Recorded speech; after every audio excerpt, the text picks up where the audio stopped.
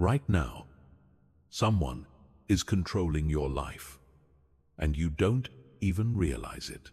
Someone is pulling your strings, dictating your mood, influencing your decisions, and keeping you stuck in patterns that drain your energy and sabotage your success.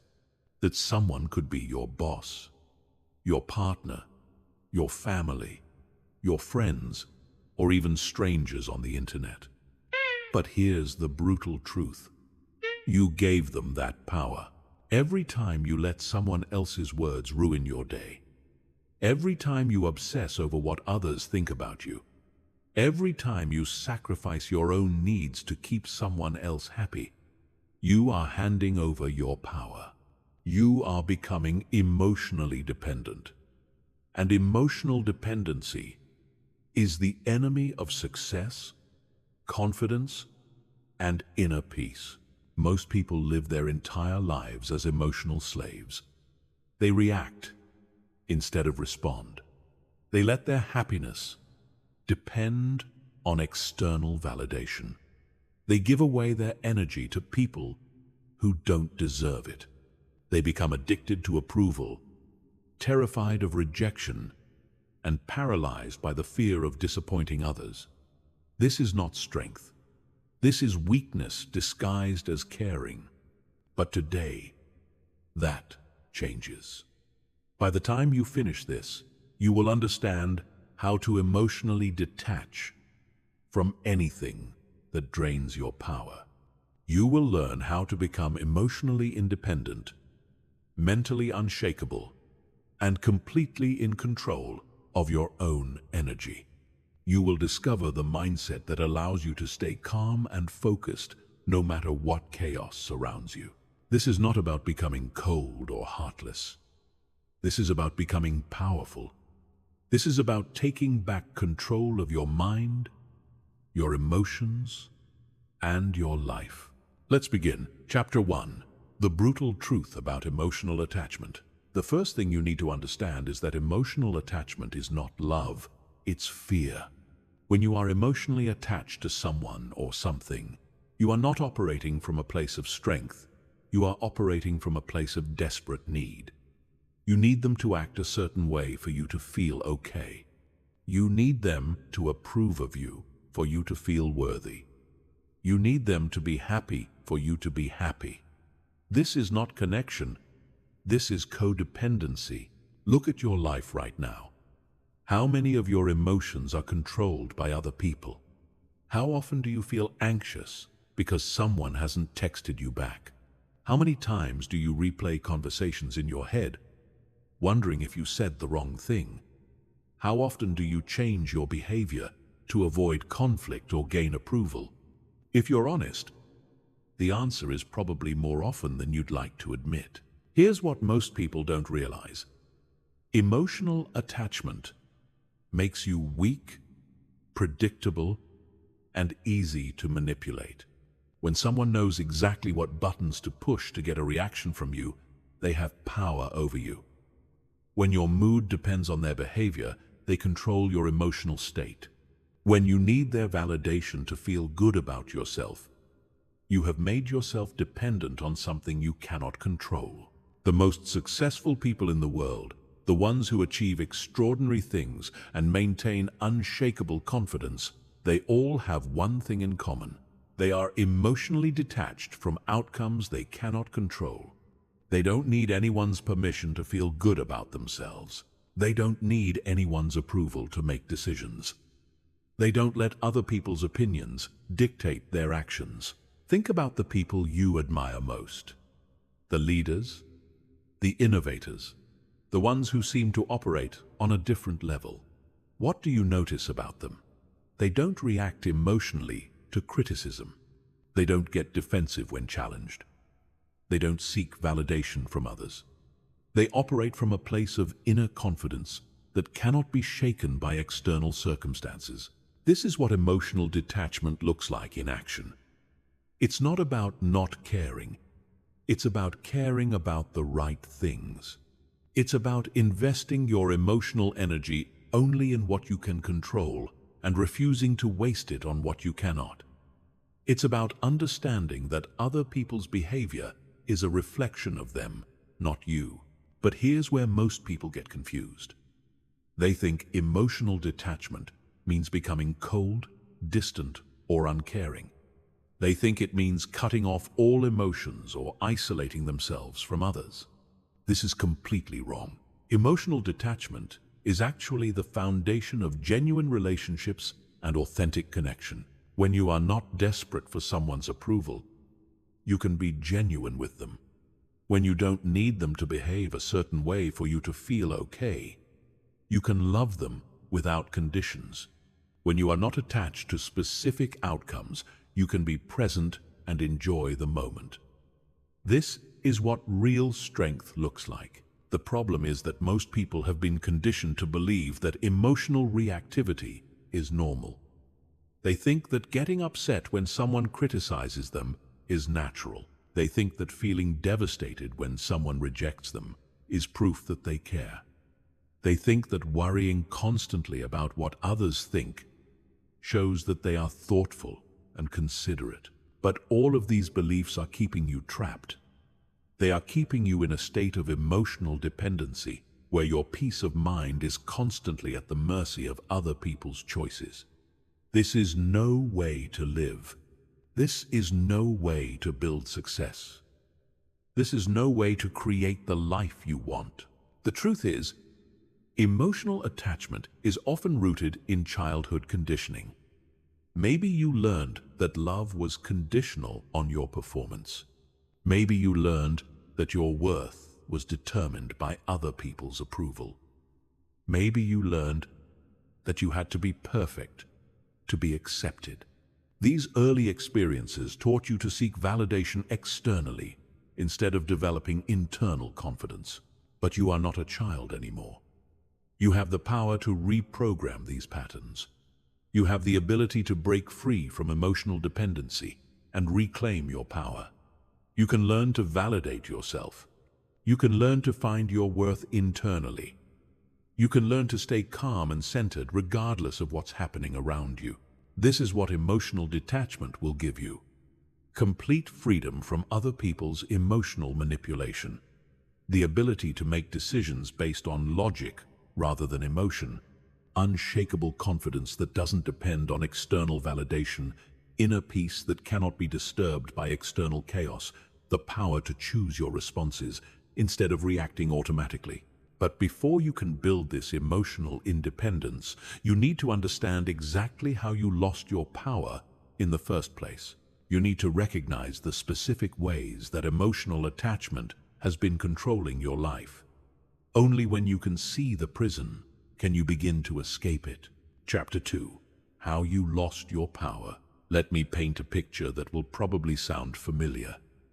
You wake up in the morning, and the first thing you do is check your phone. You're looking for messages, notifications, likes, comments, anything that will give you a hit of validation. If there's something positive, you feel good. If there's nothing, or worse, if there's something negative, your mood immediately shifts. You get to work and your boss makes a comment that could be interpreted multiple ways. Instead of asking for clarification or simply moving on, you spend the next 3 hours analyzing every word, wondering if you're in trouble, wondering if you did something wrong. Your productivity plummets because your mind is consumed with worry about something that probably means nothing. Later, you're having a conversation with a friend and they seem a bit distant. Immediately, your mind starts racing. Did you say something wrong? Are they mad at you? You start overanalyzing every interaction you've had with them recently, trying to figure out what you could have done to upset them. You consider sending a text to ask if everything is okay, even though you know it will make you seem needy. At the end of the day, you're emotionally drained. Not because you did anything particularly difficult, but because you spent your entire day emotionally reacting to other people's behavior. You gave your power away to your boss, your friend, random people on social media, and anyone else who crossed your path. This is how most people live, and it's exactly why most people feel powerless. The truth is, you didn't lose your power overnight. It was taken from you gradually, through a process of conditioning that taught you to value other people's opinions more than your own. It started when you were young, and you learned that love and approval were conditional on your behavior. You learned that if you acted a certain way, people would be happy with you. And if you didn't, they would be disappointed. This conditioning taught you to constantly monitor other people's reactions and adjust your behavior accordingly. You learned to seek approval and avoid disapproval at all costs.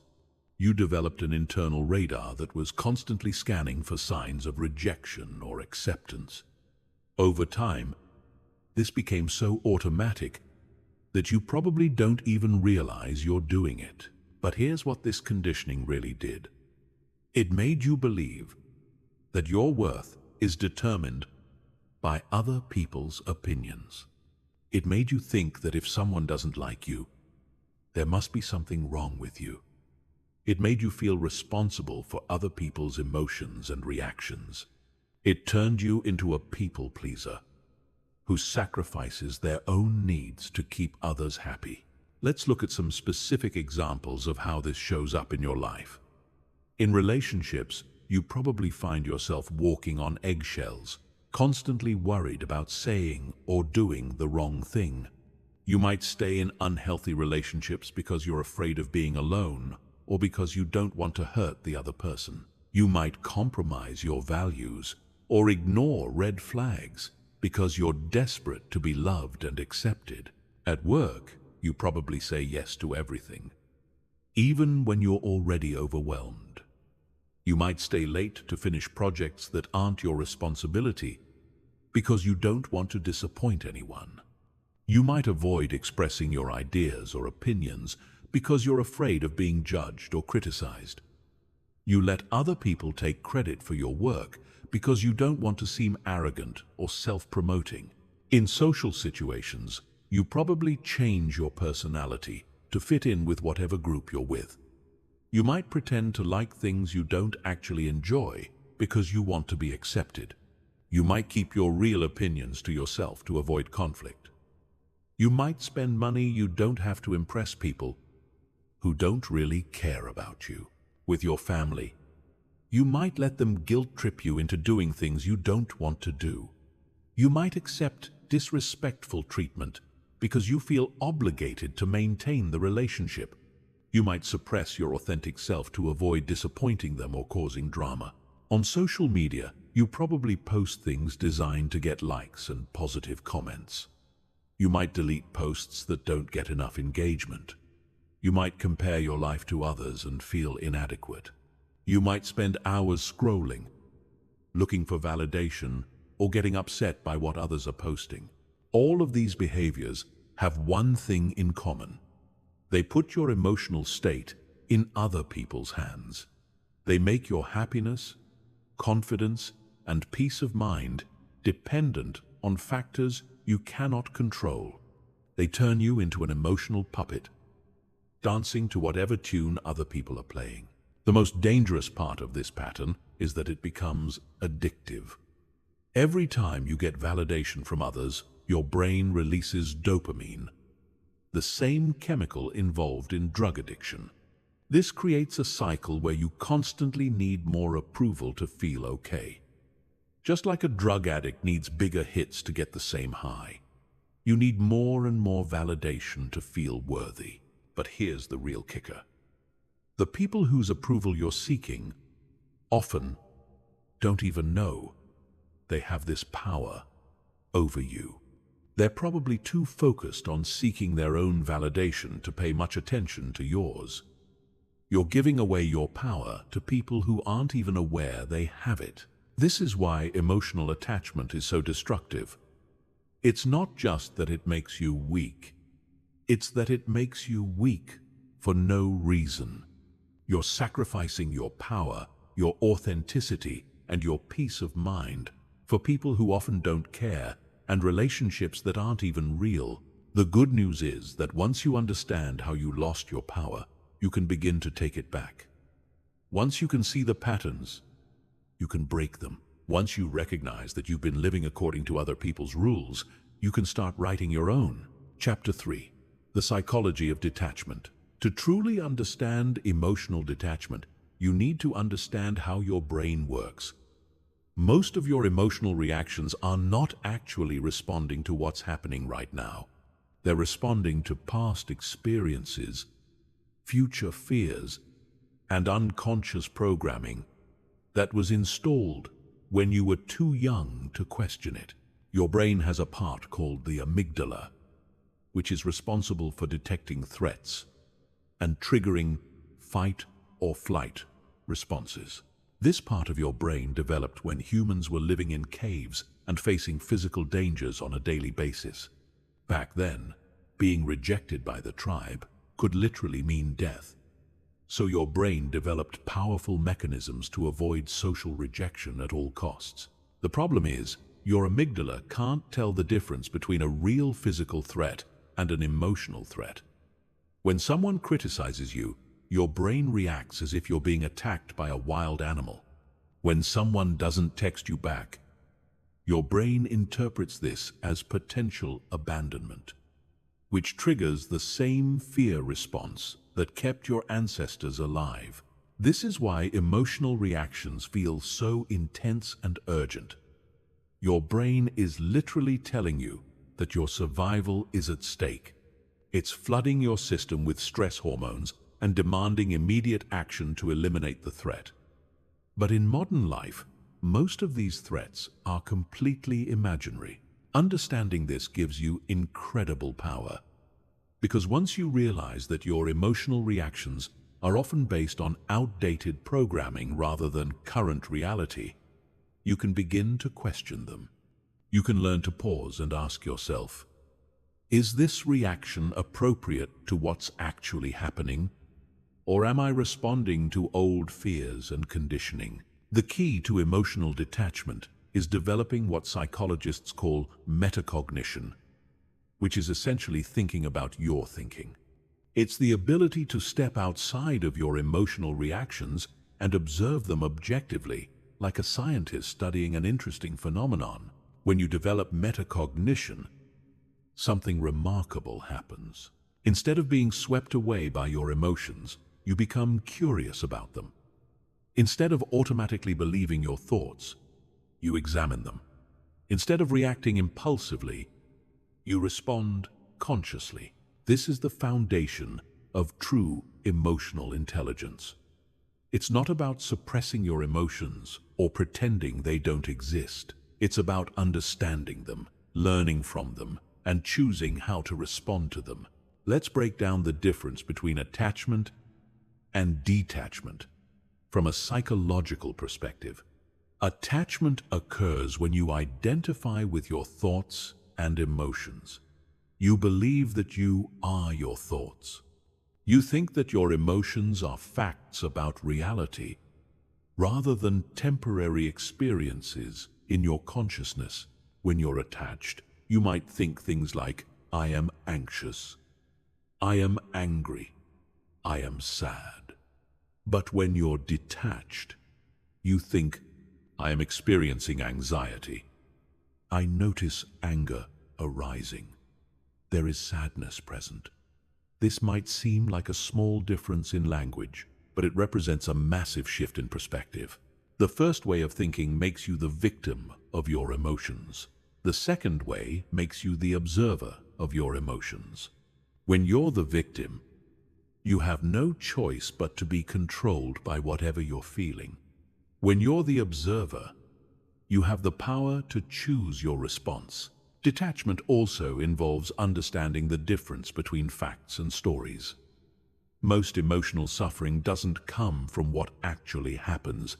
It comes from the stories we tell ourselves about what happens. Someone doesn't call you back, and you tell yourself a story that they don't care about you. Your boss seems stressed, and you tell yourself a story that you're in trouble. A friend cancels plans, and you tell yourself a story that they don't want to spend time with you. These stories feel completely real and true, but they're actually just interpretations. They're one possible explanation for what happened, but there are always other explanations. When you're emotionally attached, you automatically believe the most negative story. When you're emotionally detached, you recognize that you don't actually know what's true until you have more information. This shift in perspective is incredibly liberating. Instead of being tortured by worst-case scenario thinking, you can simply acknowledge that you don't know what someone else is thinking or feeling. Instead of taking everything personally, you can recognize that other people's behavior is usually about them, not you. Detachment also involves understanding the concept of impermanence. Everything in life is temporary. Your emotions are temporary. Other people's emotions are temporary. Situations that seem overwhelming right now will pass. Relationships that seem permanent will change. Success and failure are both temporary experiences. When you truly understand impermanence, you stop clinging so tightly to temporary experiences. You don't get as high during good times because you know they won't last forever. But you also don't get as low during difficult times because you know they won't last forever either. This understanding creates emotional stability. Instead of being on an emotional roller coaster, constantly swinging between extreme highs and lows, you maintain a steady center. You can experience emotions fully without being overwhelmed by them. You can enjoy positive experiences without being attached to them. You can navigate negative experiences without being destroyed by them. Another key aspect of detachment is understanding that you cannot control other people. This seems obvious, but most people live as if they believe they can influence or manipulate others into giving them what they want. They think that if they just say the right thing, or act the right way, or try hard enough, they can make other people love them, approve of them, or treat them well. But other people have their own conditioning, their own fears, their own agendas, and their own free will. They're going to do what they're going to do regardless of what you want them to do. The sooner you accept this, the sooner you can stop wasting energy trying to control things that are beyond your control. This doesn't mean you become passive or that you don't try to influence positive outcomes. It means you focus your energy on what you can actually control: your thoughts, your emotions, your actions, and your responses. This is where your real power lies. Chapter 4. The Detachment Mindset Shift. The transformation from emotional dependency to emotional independence requires a fundamental shift in how you see yourself and your relationship to the world. This isn't just about changing your behavior. It's about changing your entire identity. You need to stop seeing yourself as someone who needs others to feel complete, and start seeing yourself as someone who is already whole. The first mindset shift is moving from external validation to internal validation. Right now, you probably look to others to tell you if you're good enough, smart enough, attractive enough, or worthy enough. You wait for their approval before you feel confident. You let their criticism determine your self-worth. This is like giving other people the remote control to your emotions. But what if you took that remote control back? What if you became the sole authority on your own worth? What if you stopped asking others to validate you and started validating yourself? This shift requires you to develop an internal reference point for self-worth that is independent of other people's opinions. You need to know, deep in your bones, that you are valuable, regardless of what anyone else thinks. This isn't arrogance or delusion. It's simply recognizing your inherent worth as a human being. Think about it this way. Your worth doesn't change based on whether someone likes you or not. You are the same person whether someone approves of you or rejects you. Their opinion doesn't actually change anything about who you are. It's just information about their preferences, their conditioning, their mood, or their circumstances. When you truly understand this, criticism loses its power to devastate you, and praise loses its power to make you feel superior. Both become just information that you can consider or discard as you choose. The second mindset shift is moving from needing to be liked to being willing to be disliked. Most people are terrified of disapproval. They will sacrifice their authenticity, compromise their values, and betray their own needs just to avoid the possibility that someone might not like them. But here's what they don't realize. Trying to be liked by everyone is a guaranteed way to be respected by no one, including yourself. When you constantly modify your behavior to gain approval, you become a chameleon with no authentic identity. People can sense this desperation, and it actually makes you less likable, not more. The people who command the most respect and admiration are those who are willing to be themselves regardless of whether others approve. They have strong boundaries, clear values, and the courage to stand by their convictions even when it's unpopular. This doesn't mean you should try to be disliked, or that you should be rude or inconsiderate. It means you should be authentic and let other people's reactions be their responsibility, not yours. Some people will love your authenticity. Others will be threatened by it. And that's perfectly okay. The third mindset shift is moving from taking things personally to understanding that everything is about the other person. When someone is rude to you, it's not because you did something wrong, it's because they're having a bad day, or they're dealing with their own issues, or they learned unhealthy communication patterns from their past. When someone rejects you, it's not because you're not good enough. It's because you're not compatible with what they're looking for right now. When someone criticizes you, it's not necessarily because you did something wrong. It might be because they're projecting their own insecurities, or because they have different preferences than you do. This understanding is incredibly freeing, because it means you can stop analyzing every interaction to figure out what you did wrong. You can stop taking responsibility for other people's emotions and reactions. You can stop trying to be perfect to avoid triggering negative responses from others. The fourth mindset shift is moving from attachment to outcomes to attachment to the process.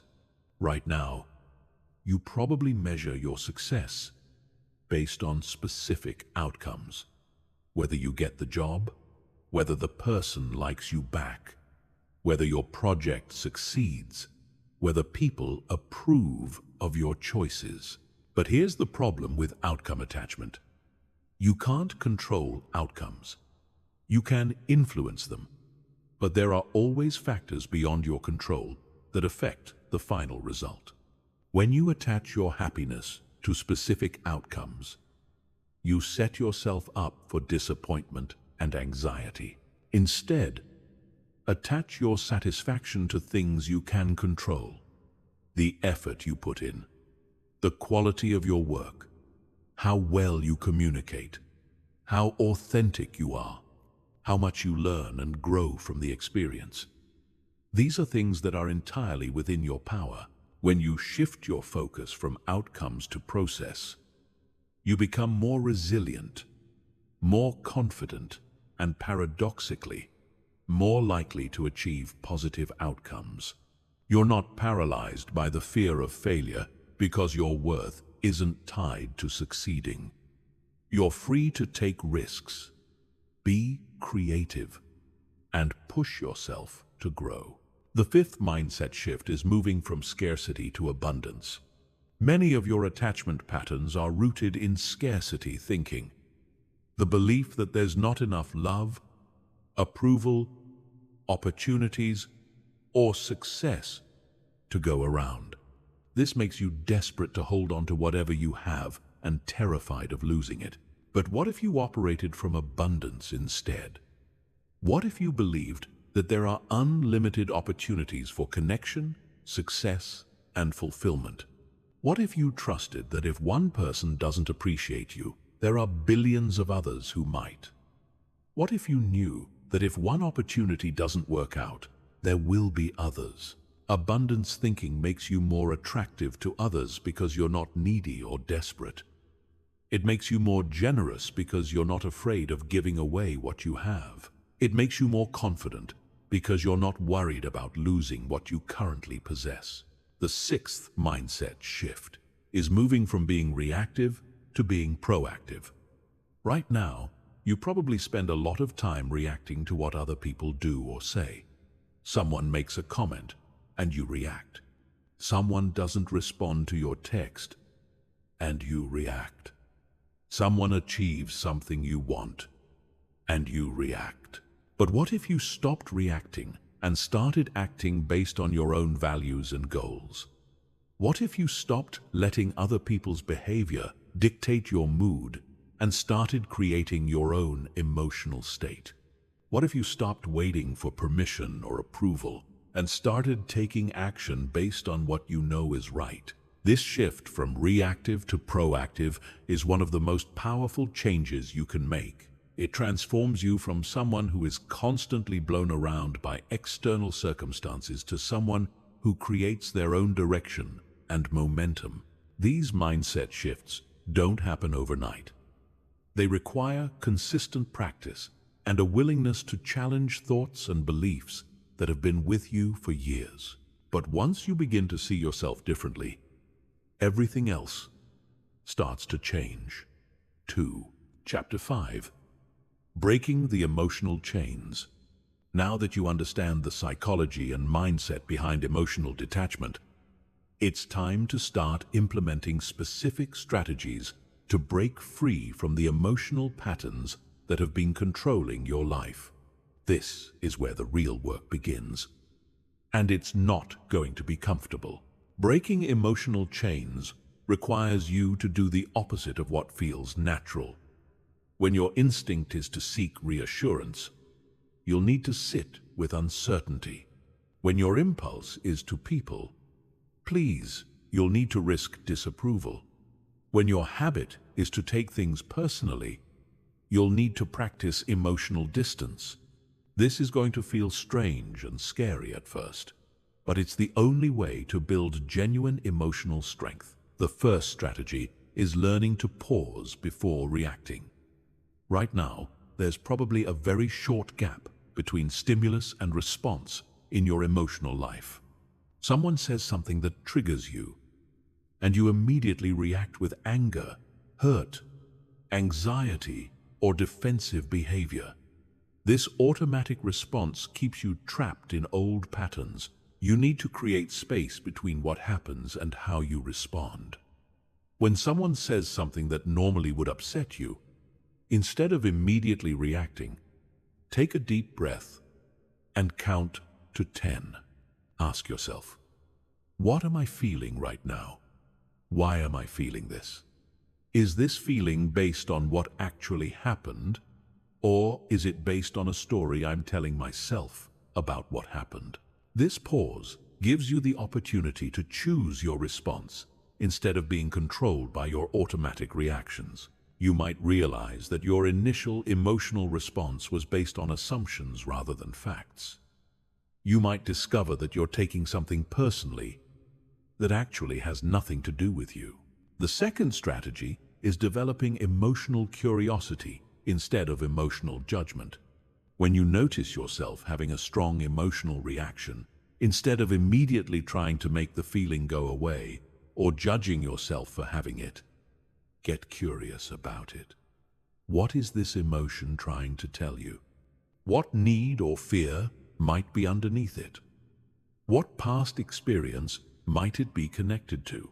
This curiosity helps you understand your emotional patterns without being controlled by them. You start to see your emotions as information rather than commands. You begin to recognize the difference between feeling something and being something. For example, instead of thinking, I am anxious, You might think, I notice anxiety arising.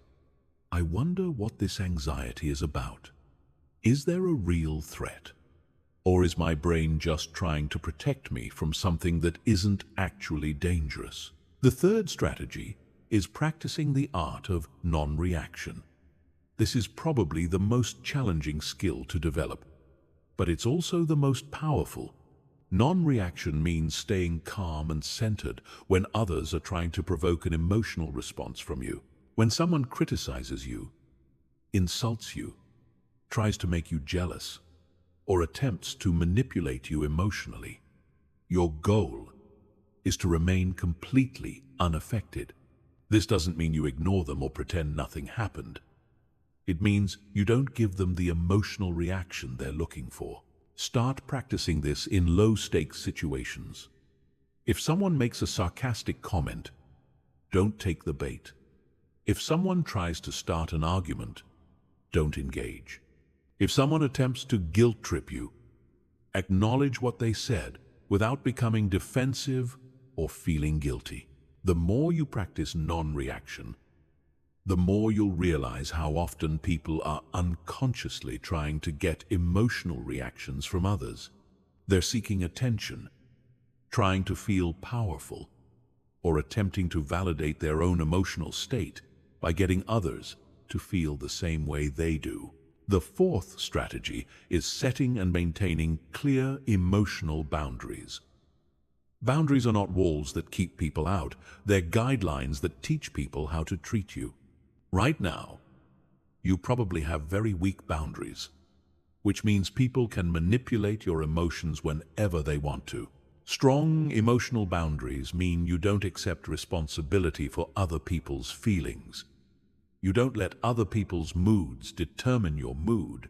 You don't allow others to guilt-trip or manipulate you. And you don't compromise your values to keep others happy. Start by identifying where your boundaries are currently being violated. Maybe your family members make you feel guilty for not visiting enough. Maybe your friends pressure you to do things you don't want to do. Maybe your coworkers dump their responsibilities on you. Maybe people on social media make you feel bad about your life. Once you identify these boundary violations, you need to start responding differently. Instead of automatically accommodating others, you need to protect your emotional space. This might mean saying no more often, walking away from conversations that drain you, or simply not engaging with emotional manipulation. The fifth strategy is developing a practice of emotional independence. This means learning to fulfill your own emotional needs instead of expecting others to do it for you. If you need validation, validate yourself.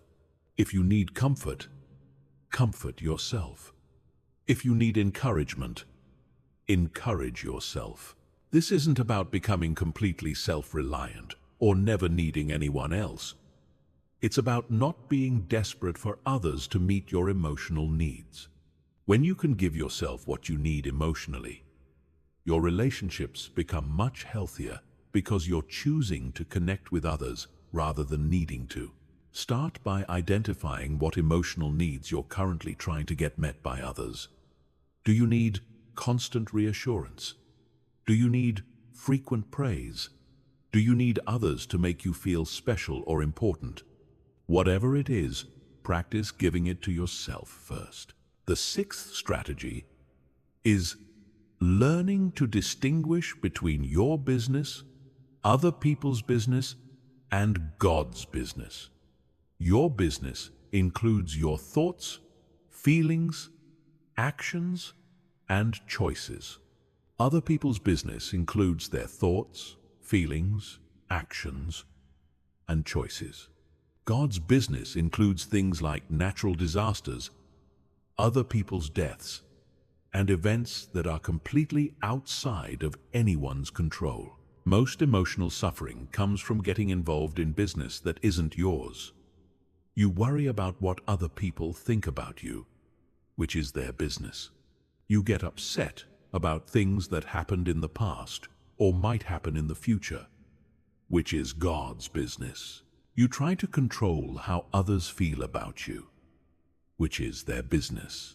When you stay in your own business and let others stay in theirs, you dramatically reduce your emotional suffering. You stop taking responsibility for things you can't control, and you start focusing your energy on things you can actually influence. This process of breaking emotional chains is challenging because it requires you to give up familiar patterns, even when those patterns are making you miserable. Your ego will resist these changes because it's comfortable with being a victim. It knows how to get attention and sympathy through emotional suffering. But on the other side of this discomfort is true freedom. Freedom from needing others to validate you. Freedom from being controlled by other people's moods and reactions. Freedom from taking everything personally. Freedom from the exhausting cycle of seeking approval and avoiding rejection. The question is, are you ready to do the work required to claim this freedom? Chapter 6. Building emotional armor. Most people think that being emotionally strong means never getting hurt. They think that detachment means building walls so high that nothing can touch them. This is completely wrong. True emotional strength isn't about avoiding pain. It's about experiencing it without being destroyed by it.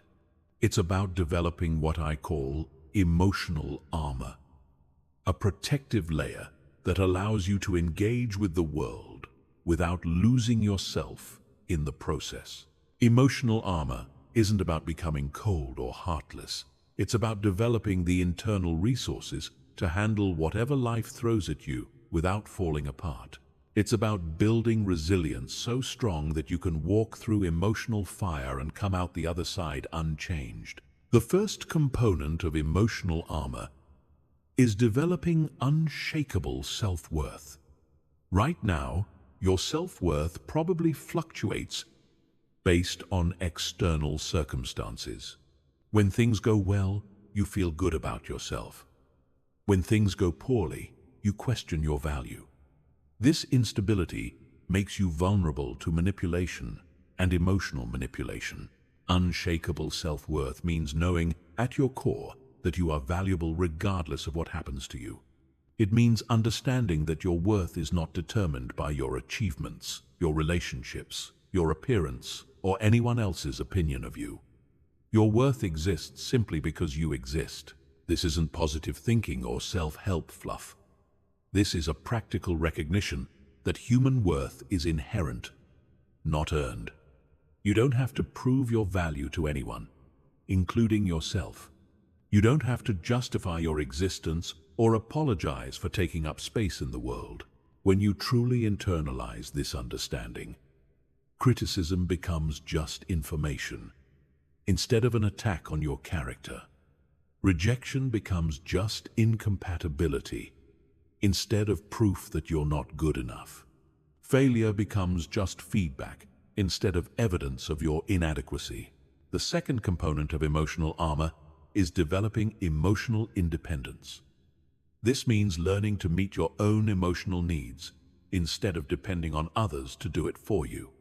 Most people are emotional beggars, constantly seeking validation, comfort, and encouragement from others. This dependency makes them weak and manipulatable. Emotional independence means becoming your own source of validation. When you achieve something, you acknowledge your accomplishment without needing others to praise you.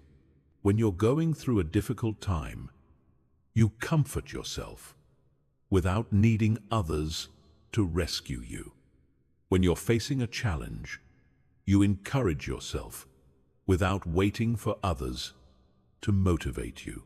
This doesn't mean you never accept support from others or that you isolate yourself completely. It means you don't need others to provide what you can provide for yourself. You choose to connect with others from a place of strength rather than neediness. The third component is developing mental discipline. Your mind is constantly generating thoughts, many of which are negative, fearful, or destructive. Most people believe every thought that enters their head and react accordingly. This is like being controlled by a radio that you can't turn off. Mental discipline means learning to observe your thoughts without automatically believing them. It means recognizing that thoughts are just mental events, not facts about reality. It means developing the ability to choose which thoughts to focus on and which ones to dismiss. Start by practicing thought awareness. Throughout the day, notice what you're thinking about. Are your thoughts positive or negative? Are they focused on things you can control or things you can't control? Are they based on facts or assumptions? Don't judge your thoughts, just observe them. Once you develop awareness of your thinking patterns, you can begin to direct your thoughts more consciously. When you notice yourself thinking negative thoughts about yourself, challenge them. Ask yourself, is this thought true? Is it helpful? What would I think instead if I wanted to feel confident and powerful? The fourth component is emotional regulation under pressure. It's easy to stay calm when everything is going well. The real test of your emotional armor comes when you're under stress, facing criticism, dealing with conflict, or experiencing loss. This is when most people's emotional defenses crumble. True emotional armor means staying centered even when everything around you is chaotic. It means maintaining your composure when others are losing theirs. It means responding thoughtfully instead of reacting impulsively, even in highly charged situations. This skill is developed through practice. Start with small challenges. When someone cuts you off in traffic, practice staying calm instead of getting angry. When someone makes a rude comment, practice not taking it personally. When you don't get something you want, practice accepting the outcome without becoming bitter. The fifth component is developing selective vulnerability. Many people think that being emotionally strong means never being vulnerable with anyone. This is a mistake that leads to isolation and loneliness. The key is learning to be selectively vulnerable, opening up only to people who have earned the right to see your inner world. Not everyone deserves access to your emotions, your fears, your dreams, or your struggles. Most people haven't done the work to handle someone else's vulnerability responsibly. They might use your openness against you, betray your trust, or simply not care about what you share with them. Selective vulnerability means being discerning about who you let into your inner circle. It means sharing your deepest thoughts and feelings only with people who have proven themselves trustworthy, supportive, and emotionally mature. Everyone else gets the public version of you. The sixth component is building a strong internal foundation. This means developing interests, goals, and sources of meaning that don't depend on other people. Many people build their entire identity around their relationships, their career, or their social status. When these external things change or disappear, they feel lost and empty. A strong internal foundation means having a rich inner life that sustains you regardless of external circumstances. It means pursuing interests that fascinate you, regardless of whether others approve. It means setting goals that align with your values, regardless of whether others think they're important. It means finding meaning in activities that fulfill you, regardless of whether others understand. When you have a strong internal foundation, you don't need external validation to feel whole. You're not devastated when relationships end because you have other sources of fulfillment. You're not destroyed by career setbacks because your identity isn't entirely wrapped up in your job. You're not crushed by social rejection because you have internal sources of self-worth. Building emotional armor is not a one-time event. It's an ongoing process. Every challenge you face is an opportunity to strengthen your emotional resilience. Every difficult person you encounter is a chance to practice non-reaction. Every rejection you experience is a test of your self-worth. The goal is not to become invulnerable, because that's neither possible nor desirable. The goal is to become anti-fragile, meaning you actually become stronger when exposed to stress and challenges. Instead of being broken by difficult experiences, you use them as raw material to build even stronger emotional armor. Chapter 7. The Art of Strategic Indifference. There's a concept that will revolutionize your life once you truly understand it. You don't have to care about everything. In fact, caring about everything is a guaranteed way to drive yourself crazy and waste your precious emotional energy. The most powerful people in the world have mastered the art of strategic indifference, which means choosing very carefully what deserves their emotional investment. Strategic indifference is not about becoming apathetic or uncaring about life. It's about being highly selective about what you allow to affect you emotionally. It's about understanding that your attention and emotional energy are finite resources that should be invested wisely, not squandered on things that don't matter. Most people care about everything equally. They get as upset about a stranger's rude comment as they do about a genuine problem in their life. They spend as much mental energy worrying about what acquaintances think of them as they do planning their future. They react as strongly to minor inconveniences as they do to major challenges. This scattered emotional attention is exhausting and ineffective. It's like trying to light up an entire city with a single light bulb instead of focusing that energy where it can have the most impact. When you care about everything, you care about nothing effectively. Strategic indifference requires you to develop a hierarchy of what matters in your life. At the top of this hierarchy are things that directly impact your well-being, your goals, your values, and the people you truly care about. At the bottom are things that have no real impact on your life, but that you've been conditioned to worry about anyway. Let's start with what doesn't deserve your emotional energy. Other people's opinions of you, unless those people are directly relevant to your life or goals. Random criticism from strangers or acquaintances. Social media drama that doesn't affect you personally. Other people's lifestyle choices that have no impact on you. Past mistakes that you can't change. Future scenarios that may never happen. The list of what you shouldn't care about is much longer than most people realize. You don't need to have an opinion about every political issue, every social controversy, or every celebrity scandal. You don't need to be upset about every injustice in the world or every problem that exists. You don't need to feel guilty about not being involved in every cause or not caring about every issue. This doesn't make you selfish or callous. It makes you focused. It allows you to direct your emotional energy toward things where you can actually make a difference instead of spreading it so thin that it becomes meaningless. Now let's talk about what does deserve your emotional investment. Your personal growth and development. Your closest relationships with family and friends who genuinely care about you. Your goals and dreams that align with your values. Your health and well-being. Issues that directly affect your life or the lives of people you care about.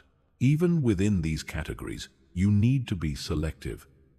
Not every goal deserves the same level of emotional investment. Not every relationship requires the same amount of energy. Not every health issue warrants the same level of concern. The key is learning to calibrate your emotional response to match the actual importance of each situation. A minor disagreement with a friend shouldn't generate the same emotional intensity as a major life decision.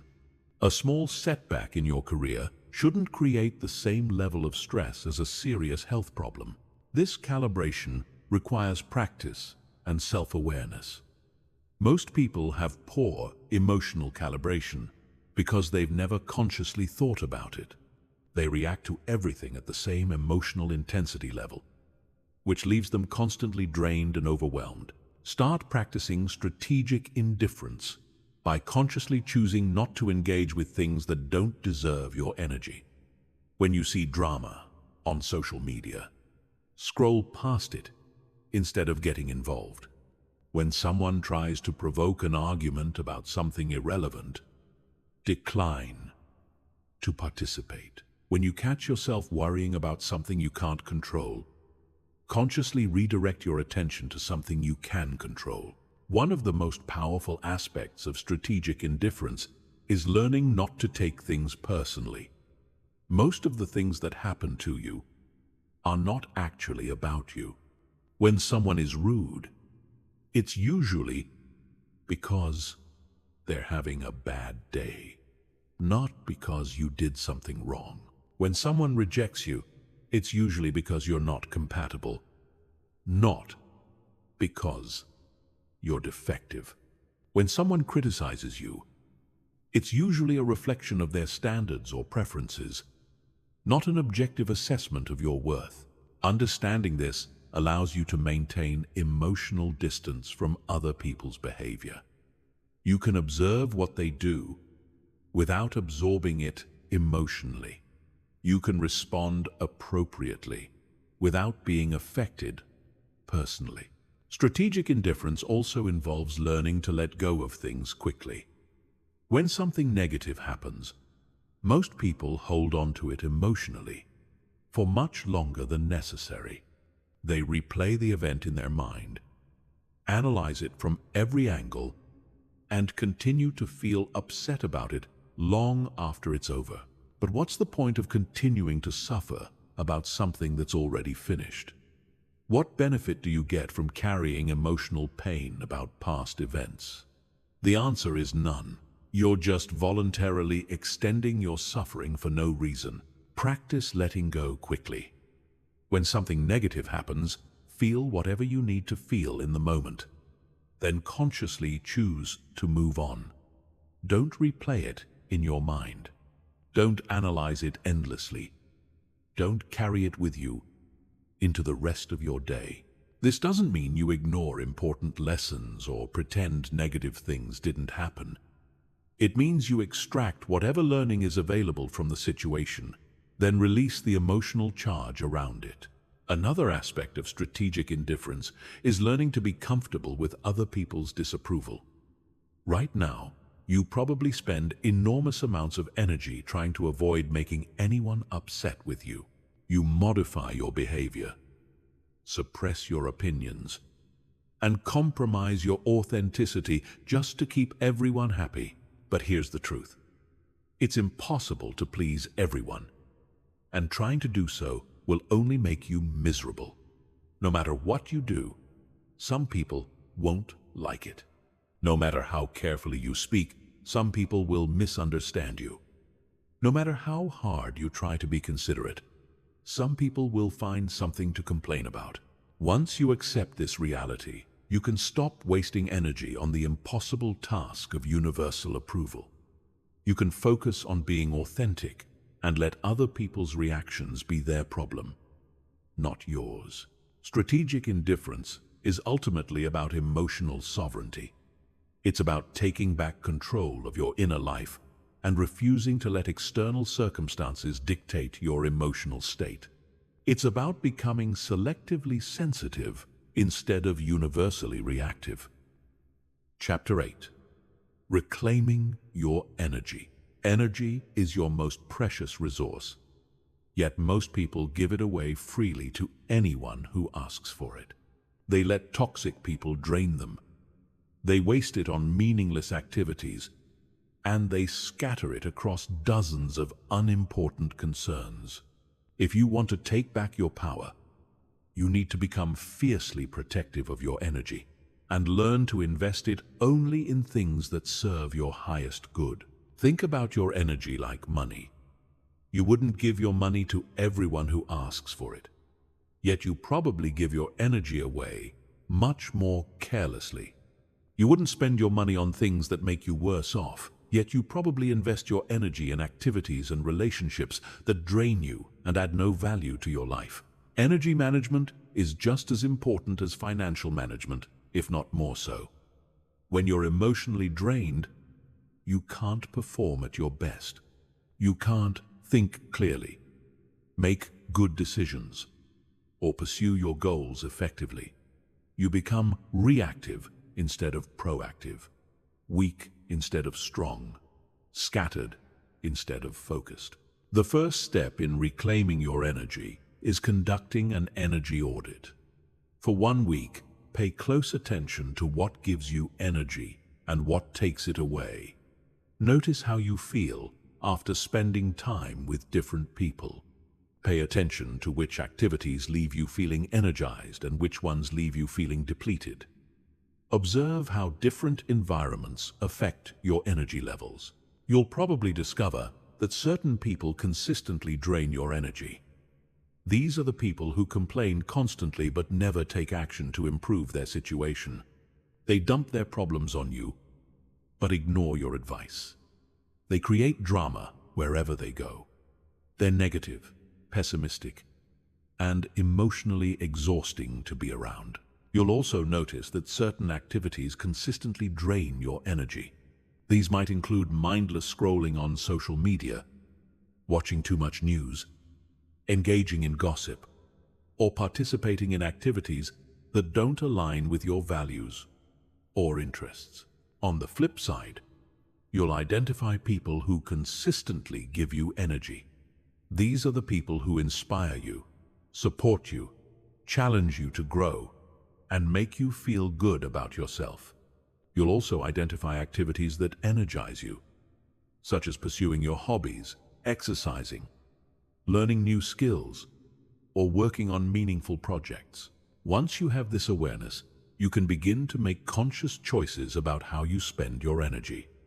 This means spending more time with energy-giving people and less time with energy-draining people. It means engaging in more activities that energize you and fewer activities that deplete you. But here's where most people struggle. They feel guilty about protecting their energy. They think it's selfish to avoid negative people or to say no to energy-draining activities. They believe they have an obligation to be available to everyone who wants their time and attention. This guilt is misplaced and destructive. You are not obligated to absorb other people's negative energy. You are not responsible for fixing everyone's problems or being everyone's emotional support system. You are not required to sacrifice your well-being to make others feel better. In fact, protecting your energy is one of the most generous things you can do, because it allows you to show up as your best self for the people and activities that truly matter. When you're energized and emotionally strong, you have more to give to the relationships and pursuits that deserve your investment. Setting energy boundaries means learning to say no without explanation or justification. You don't need to explain why you don't want to attend every social gathering, participate in every conversation, or help with every request. A simple, "No, I can't," is a complete sentence. It also means limiting your exposure to energy vampires. These are people who seem to suck the life out of you every time you interact with them. They're always in crisis, always complaining, always needing something from you but never giving anything back. You don't have to cut these people out of your life completely, but you can limit your exposure to them. Keep conversations short. Don't engage with their drama. Set clear boundaries about what you're willing to discuss and what you're not. Another crucial aspect of energy management is learning to detach from other people's emotions. Many people are emotional sponges, absorbing whatever emotions are present in their environment. If someone around them is anxious, they become anxious. If someone is angry, they become agitated. If someone is depressed, they become sad. This emotional absorption is exhausting and unnecessary. Other people's emotions belong to them, not you. You can be compassionate and supportive without taking on their emotional state as your own. Practice emotional boundaries by consciously choosing not to absorb other people's emotions. When you notice yourself starting to feel whatever someone else is feeling, pause and remind yourself that their emotions are their responsibility, not yours. You can care about their situation without carrying their emotional burden. Energy reclamation also involves eliminating energy leaks in your daily life.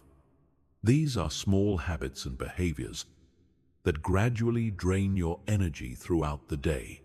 Checking your phone obsessively, worrying about things you can't control, engaging in negative self-talk, trying to multitask, instead of focusing on one thing at a time. Each of these energy leaks might seem minor, but they add up over the course of a day, week, or month. Eliminating them can dramatically increase your overall energy levels and emotional resilience. One of the biggest energy leaks is mental rumination. This is when you replay past events or worry about future scenarios over and over in your mind. Rumination is completely unproductive because it doesn't change anything about what happened or what might happen, but it consumes enormous amounts of mental energy. When you catch yourself ruminating, consciously redirect your attention to the present moment. Focus on what you can control right now, instead of what you can't control in the past or future. Another major energy leak is trying to control things that are beyond your influence. You waste enormous amounts of energy trying to control other people's behavior, opinions, and decisions. You stress about outcomes that depend on factors outside your control. You worry about scenarios that may never happen. Learning to focus your energy only on things you can actually control is one of the most liberating shifts you can make. It allows you to direct your full power toward areas where you can actually create change instead of dissipating it in futile attempts to control the uncontrollable. Reclaiming your energy is not a selfish act. It's an act of self-respect. It's recognizing that your energy is valuable and deserves to be invested wisely. It's understanding that you can't pour from an empty cup. So keeping yourself energized is actually the most generous thing you can do for others. Chapter 9. Mastering difficult people. Every day, you encounter people who test your emotional detachment. The manipulator who tries to guilt trip you into doing what they want. The narcissist who makes everything about them. The drama queen who creates chaos wherever they go. The passive-aggressive person who says one thing but means another. The energy vampire who drains you with their constant complaints and negativity. Most people let difficult people control their emotional state. They get angry, frustrated, hurt, or anxious when dealing with challenging personalities. They take the bait when someone tries to provoke them. They get sucked into drama and manipulation. They let difficult people rent space in their head long after the interaction is over. But when you master emotional detachment, difficult people lose their power over you. You can interact with them without being affected by their behavior. You can handle their manipulation attempts without getting hooked. You can maintain your composure even when they're trying to push your buttons. The first key to mastering difficult people is understanding that their behavior is not about you, it's about them. When someone is manipulative, it's because they learned that manipulation was the only way to get their needs met. When someone is aggressive, it's because they feel powerless and are trying to regain control. When someone is passive-aggressive, it's because they're afraid of direct confrontation. Understanding the psychology behind difficult behavior helps you depersonalize it. You stop taking their actions as a personal attack and start seeing them as predictable responses based on their conditioning and emotional wounds. The second key is recognizing common manipulation tactics and refusing to engage with them. Guilt tripping is when someone tries to make you feel bad for not doing what they want. Gaslighting is when someone tries to make you question your own perception of reality. Emotional blackmail is when someone threatens negative consequences if you don't comply with their wishes. The secret to handling manipulation is to not defend yourself or explain your position. The moment you start justifying your choices or defending your boundaries, you've already lost. Manipulators are experts at turning your explanations against you and making you feel guilty for having boundaries in the first place. Instead, simply state your position clearly and refuse to elaborate. I'm not going to do that. That doesn't work for me. I'm not available for that. Don't explain why. Don't justify your decision. Don't apologize for having boundaries. The third key is learning to stay emotionally neutral during difficult interactions. This doesn't mean becoming cold or robotic. It means maintaining your composure and not letting their emotional state dictate yours. If they're angry, you stay calm. If they're trying to create drama, you remain peaceful. If they're being negative, you maintain your positive energy. This emotional neutrality is incredibly powerful because it denies them the emotional reaction they're seeking. Most difficult behavior is an attempt to get attention, control, or an emotional response from others. When you refuse to give them what they're looking for, their behavior often stops because it's no longer serving its purpose. The fourth key is setting and enforcing clear boundaries. Boundaries are not suggestions or requests. They're non-negotiable limits that protect your well-being. When dealing with difficult people, you need to be crystal clear about what behavior you will and will not accept. If someone consistently violates your boundaries, you need to enforce consequences. This might mean limiting your contact with them, walking away from conversations that become disrespectful, or ending relationships that are consistently toxic. Many people are afraid to enforce boundaries because they don't want to seem mean or cause conflict. But allowing people to treat you poorly is not kindness. It's self-betrayal. You're not responsible for managing other people's emotions when you enforce reasonable boundaries. The fifth key is using the gray rock method with particularly toxic individuals. This technique involves becoming as boring and unresponsive as possible during interactions. You give short, neutral responses. You don't share personal information. You don't react emotionally to their provocations. You become so uninteresting that they eventually lose interest in targeting you. This method is particularly effective with narcissists and other personality-disordered individuals who feed off drama and emotional reactions. When you stop providing them with the entertainment they're seeking, they often move on to easier targets. The sixth key is developing selective empathy. Empathy is generally a positive trait, but when dealing with manipulative people, too much empathy can be exploited. They will use your compassion against you by playing the victim, making you feel sorry for them, or guilt-tripping you into enabling their behavior. Selective empathy means being able to understand someone's situation without feeling obligated to fix it or accommodate their dysfunction. You can acknowledge that someone has had a difficult life without accepting abusive behavior from them. You can feel compassion for their struggles without sacrificing your own well-being to help them. The seventh key is learning when to disengage completely. Some people are so toxic that the only way to protect yourself is to cut off contact entirely. This includes people who are consistently abusive, those who refuse to respect your boundaries, and individuals who drain your energy without adding any value to your life. Disengagement can be difficult, especially when the toxic person is a family member or someone you have to interact with regularly. But sometimes protecting your mental health and emotional well-being requires making hard choices about who you allow in your life. The final key is remembering that you cannot change other people. You might hope that if you're patient enough, kind enough, or understanding enough, difficult people will eventually change their behavior. But the truth is, people only change when they decide to change.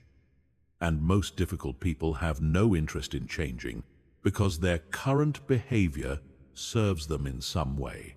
Your job is not to fix difficult people or teach them how to behave better. Your job is to protect yourself, maintain your boundaries, and refuse to be drawn into their dysfunction.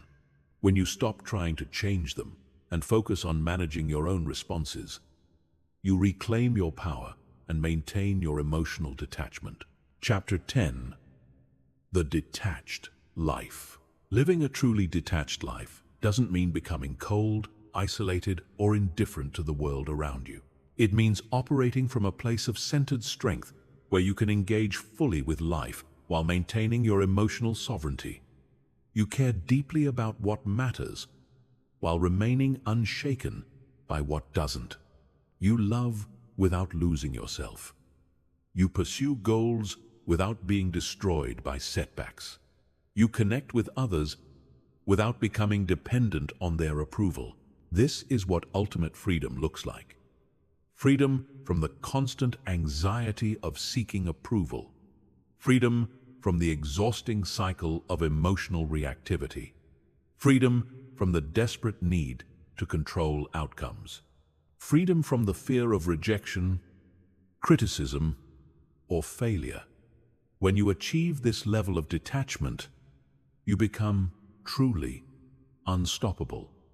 The detached life begins with accepting radical responsibility for your emotional state. This means acknowledging that no one else can make you feel anything. Other people's words, actions, and opinions are just external events. Your emotional response to these events is always your choice, even when it doesn't feel like it. This is perhaps the most difficult truth to accept, because it means you can no longer blame others for your emotional suffering.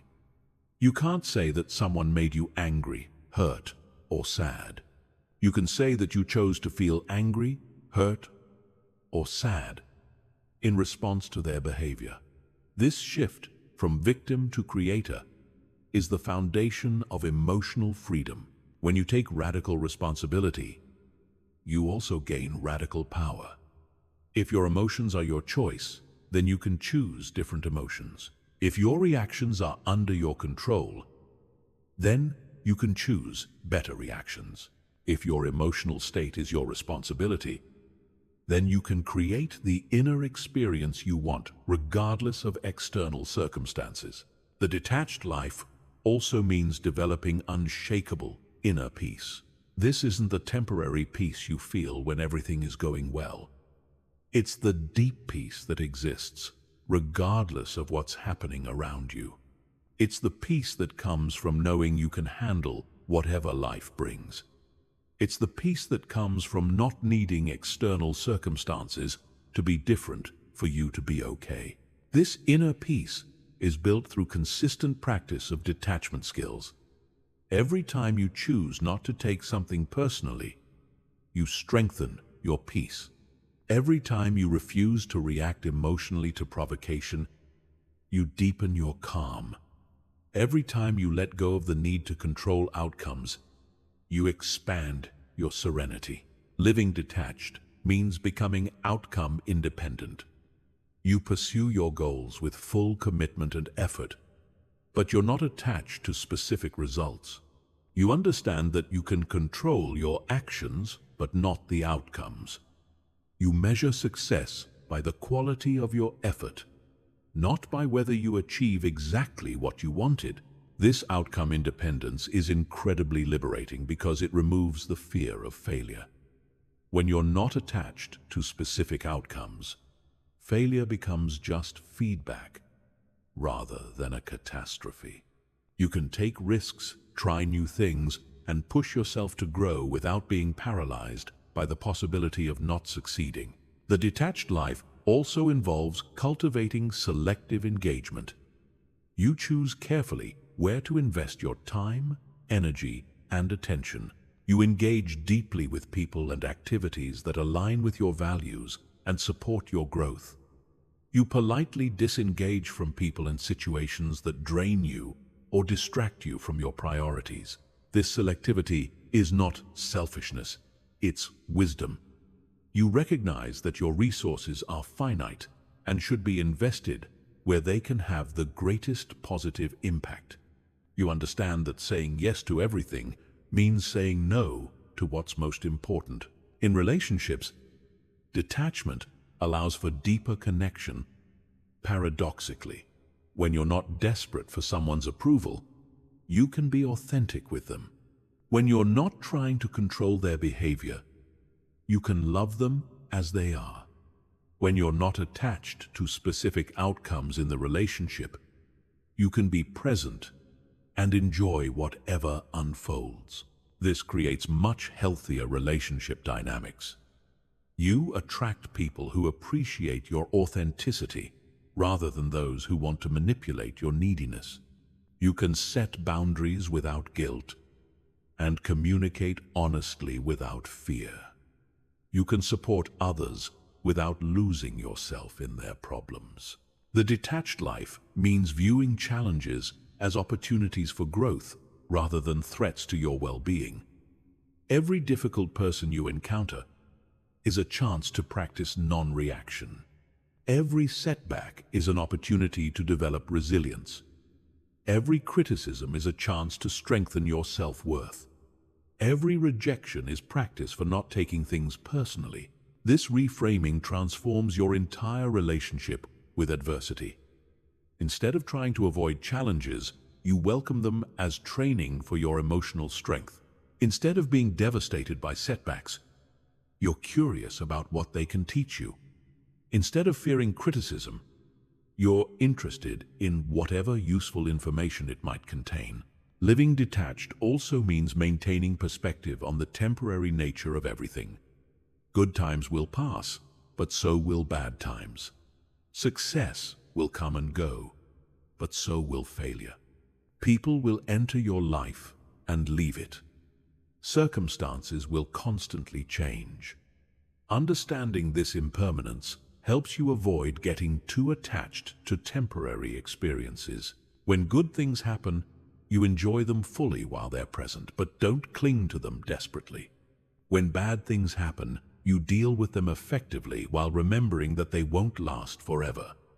This perspective creates emotional stability and resilience that most people never develop. The ultimate goal of the detached life is not to feel nothing, but to feel everything without being controlled by any of it.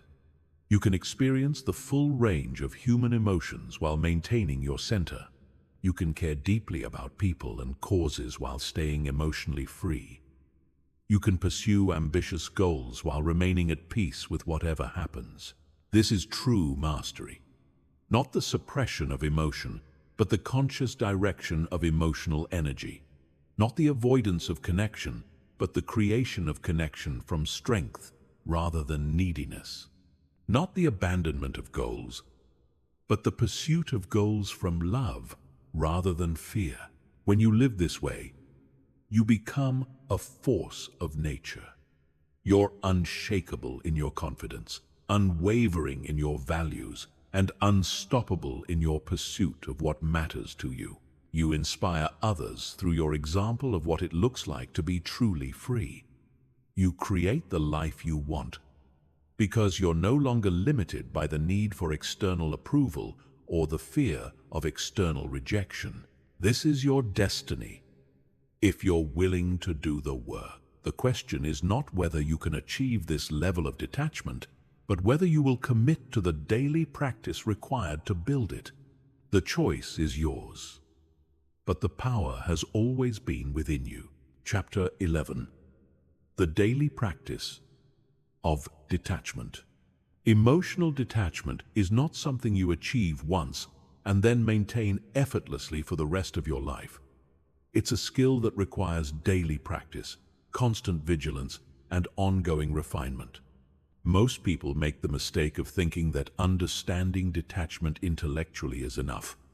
But knowledge without consistent application is worthless. Your brain is wired for attachment. It's programmed to seek approval, avoid rejection, and react emotionally to perceived threats. These patterns have been reinforced for years, maybe decades. They won't disappear overnight just because you've decided to change. You need to consciously reprogram these patterns through deliberate daily practice. The first element of daily detachment practice is morning mental preparation. Before you engage with the world, before you check your phone, before you start reacting to external stimuli, you need to set your internal state. Spend the first 10 minutes of your day consciously choosing your emotional baseline for the day. Ask yourself, what kind of person do I want to be today? How do I want to respond to challenges? What will I do when someone tries to provoke an emotional reaction from me? How will I handle criticism, rejection, or conflict? By preparing your mind in advance, you're much more likely to respond consciously rather than reactively when difficult situations arise. The second element is practicing emotional observation throughout the day. Set reminders on your phone to check in with yourself every few hours. Ask, what am I feeling right now? Why am I feeling this? Is this emotion based on facts or assumptions? Am I taking something personally that isn't actually about me? Am I trying to control something outside my influence? This regular self-monitoring helps you catch attachment patterns before they spiral out of control. Instead of getting swept away by emotions and realizing hours later that you've been controlled by external circumstances, you can intervene in real time and choose a different response. The third element is deliberate exposure practice. Just like building physical strength requires progressively challenging your muscles, building emotional strength requires progressively challenging your detachment skills.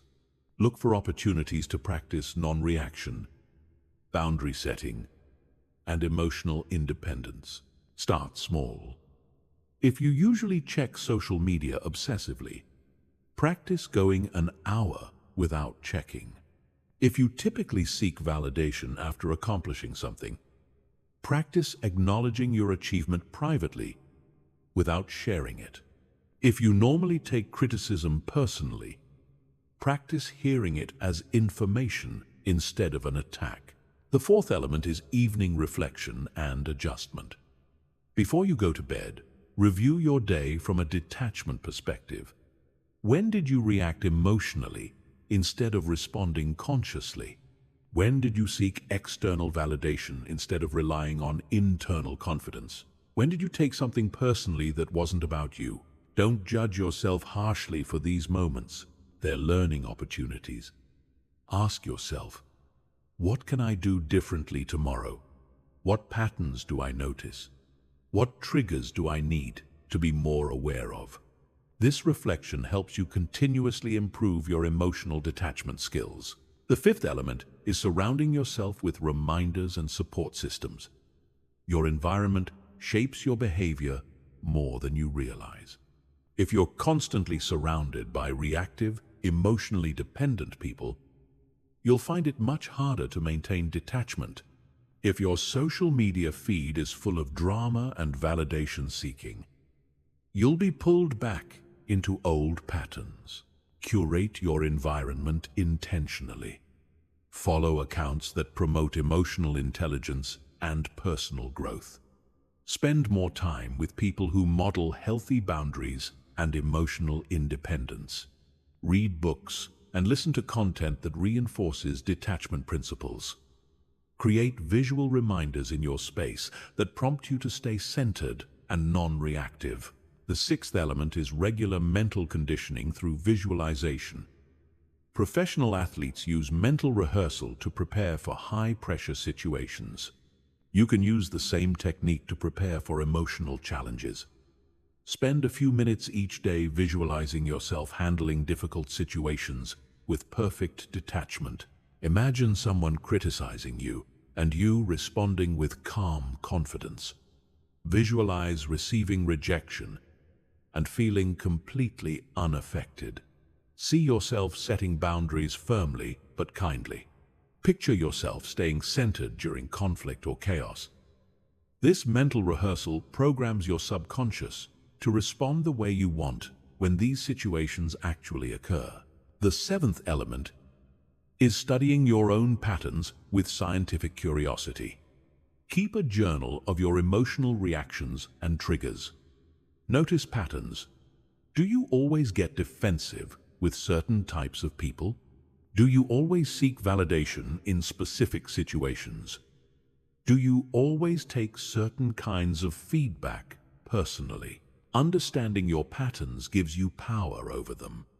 Once you know exactly when and how you tend to lose your detachment, you can prepare for those situations and choose different responses.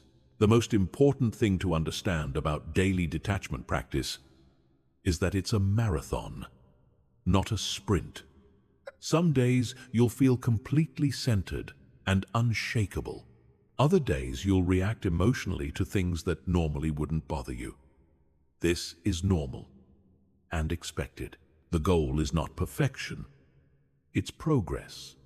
Every time you choose to pause instead of react, every time you refuse to take something personally, every time you maintain your boundaries under pressure, you're strengthening your emotional detachment muscles. Over time, these responses become more automatic and natural. Remember that people around you may resist your emotional detachment, especially if they're used to being able to manipulate your emotions. They might try harder to provoke reactions when their old tactics stop working. They might accuse you of being cold or uncaring when you stop absorbing their emotional states. This resistance is actually evidence that your detachment practice is working. Don't let other people's reactions pull you back into old patterns. Stay committed to your growth even when it makes others uncomfortable. The daily practice of detachment is ultimately about becoming the person you want to be regardless of external circumstances. It's about developing such strong inner stability that nothing outside of you can shake your core peace and confidence. This is not just a nice idea.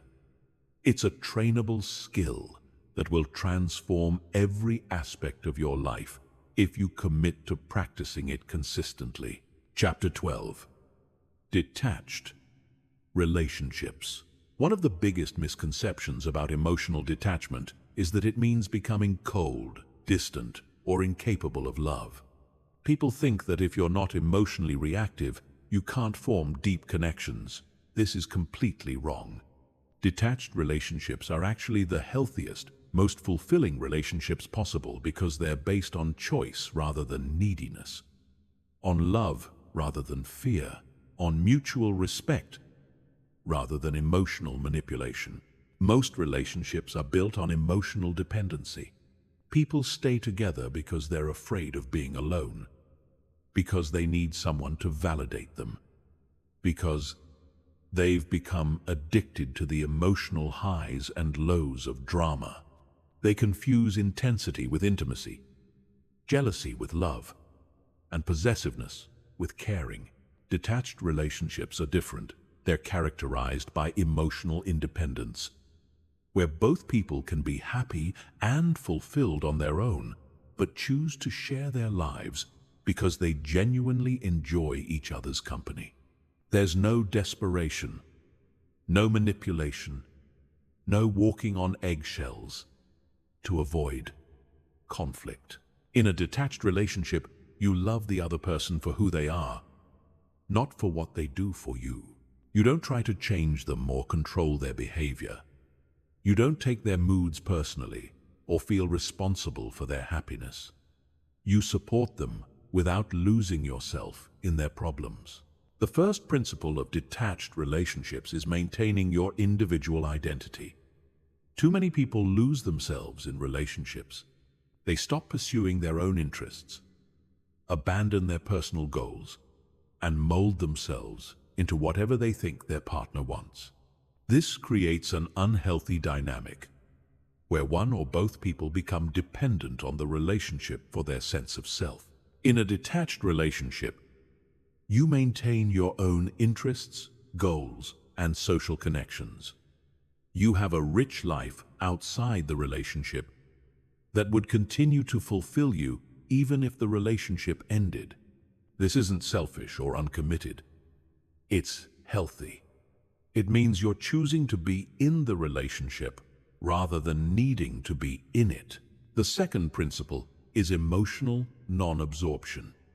In most relationships, when one person is upset, the other person automatically becomes upset too. When one person is stressed, their stress spreads to their partner. This emotional contagion creates unnecessary suffering and prevents both people from thinking clearly during difficult times. In detached relationships, you can be empathetic and supportive without absorbing your partner's emotional state. If they're having a bad day, you can listen and offer support without letting their mood ruin your day. If they're anxious about something, you can help them problem solve without becoming anxious yourself. The third principle is outcome independence in the relationship itself.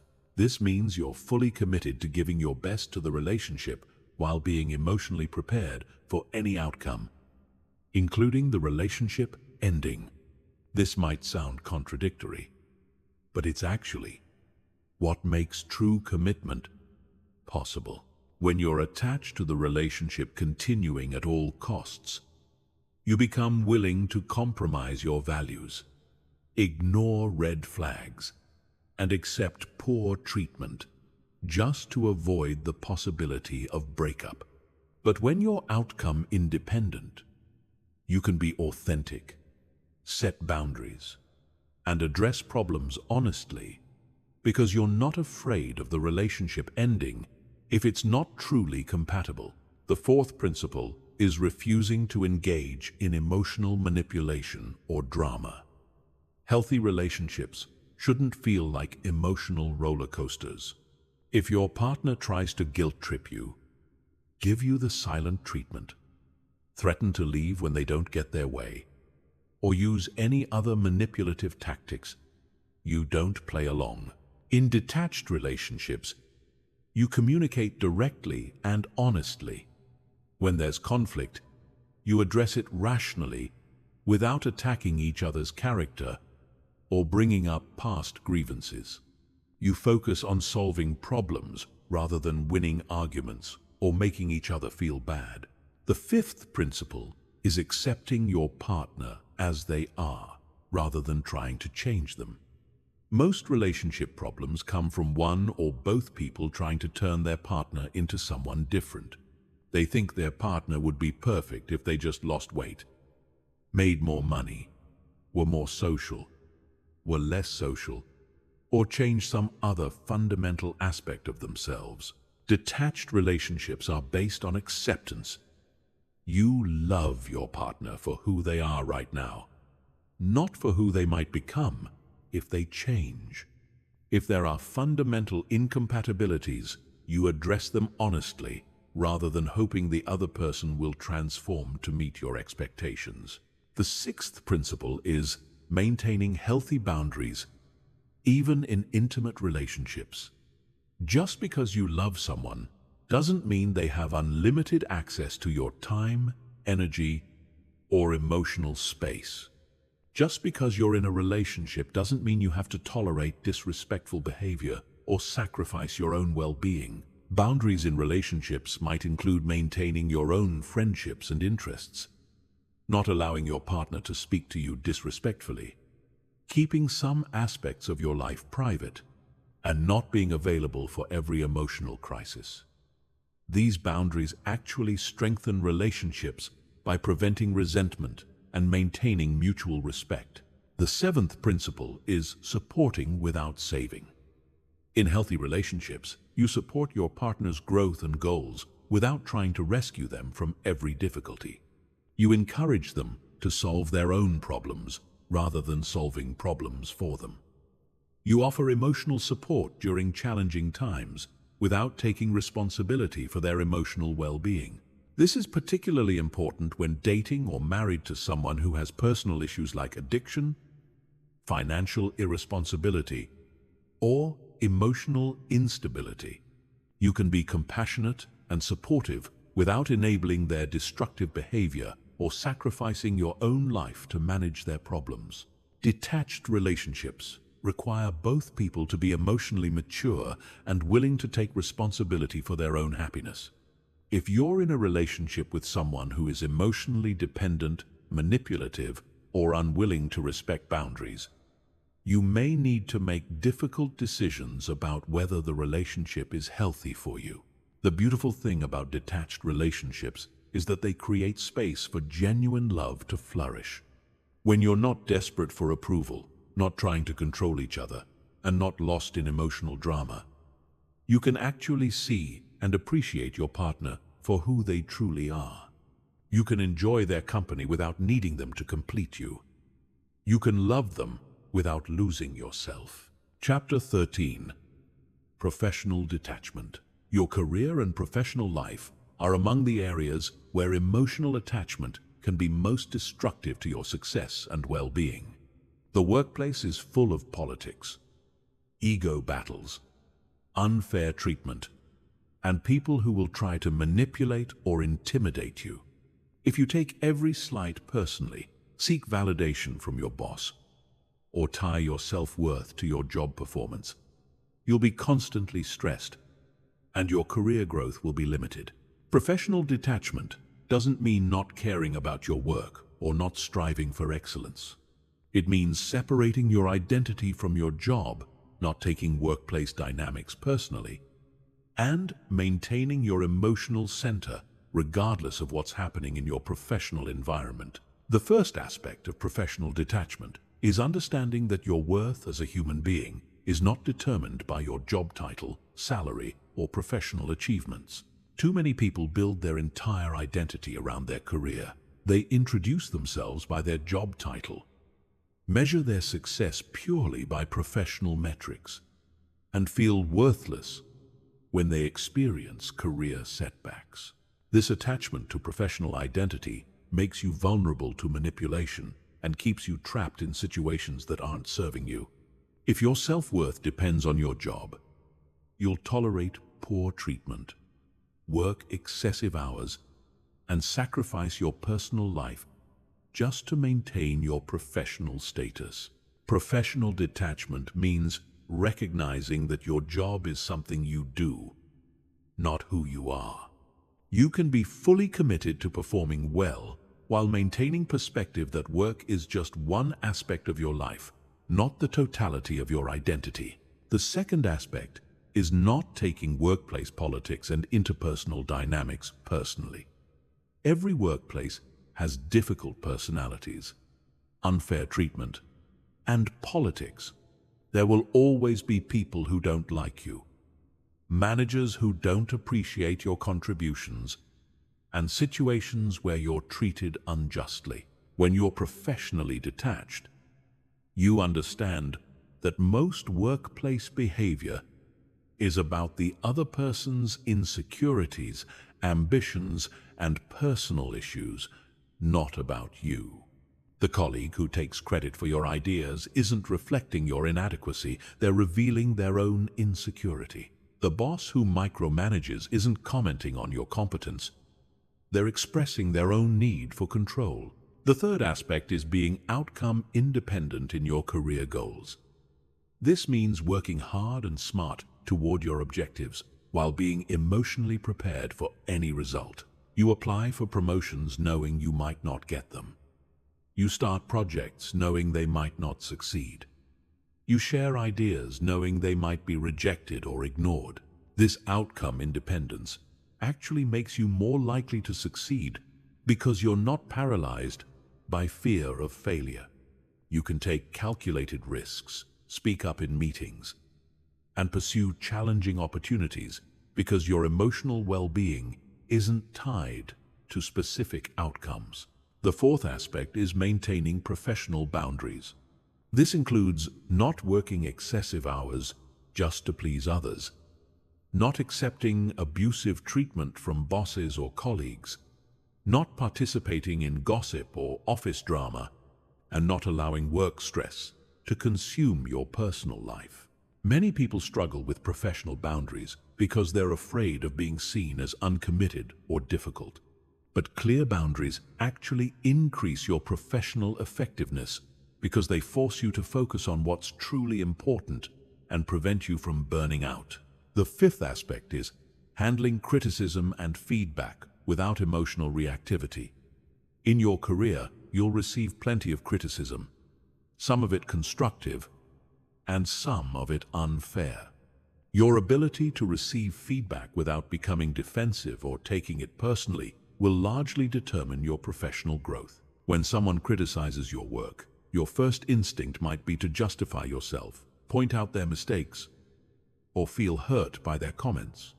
Professional detachment means listening objectively to see if there's useful information in the feedback while not allowing their opinion to shake your confidence or self-worth. The sixth aspect is not seeking excessive validation from supervisors or colleagues. Many people are addicted to workplace praise and approval. They constantly seek reassurance about their performance, fish for compliments, and feel anxious when they don't receive regular positive feedback. This need for validation makes you appear insecure and gives others power over your emotional state. Professional detachment means validating your own work quality and finding internal satisfaction in doing excellent work, regardless of whether others acknowledge it. The seventh aspect is strategic networking rather than emotional networking. Many people approach professional networking from a place of desperation, trying to get others to like them or hoping someone will rescue their career. This neediness is obvious and off-putting to potential mentors or collaborators. Professional detachment means networking from a place of strength, focusing on what value you can provide rather than what you can get. You build genuine professional relationships based on mutual respect and shared interests rather than manipulation or desperation. The eighth aspect is handling workplace setbacks without personalizing them. You'll experience failures, rejections, layoffs, and disappointments in your career. Your ability to bounce back from these setbacks without internalizing them as personal inadequacy will determine your long-term success. When you don't get a promotion, it might be due to budget constraints, office politics, timing, or simply not being the right fit for that particular role. Professional detachment means extracting whatever lessons are available from the experience while not allowing it to damage your confidence or derail your career trajectory. The ninth aspect is being willing to leave situations that aren't serving your growth or well-being. Many people stay in toxic work environments because they're attached to the security, status, or identity that their job provides.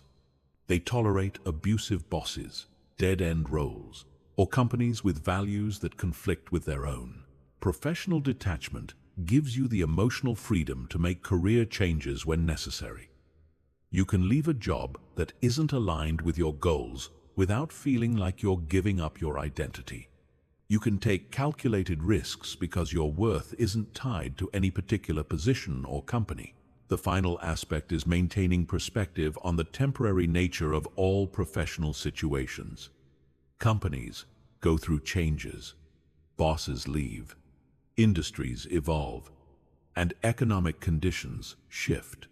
The problems that seem overwhelming today will likely be irrelevant in a few years. Professional detachment means engaging fully with your current work responsibilities while maintaining awareness that nothing in your career is permanent.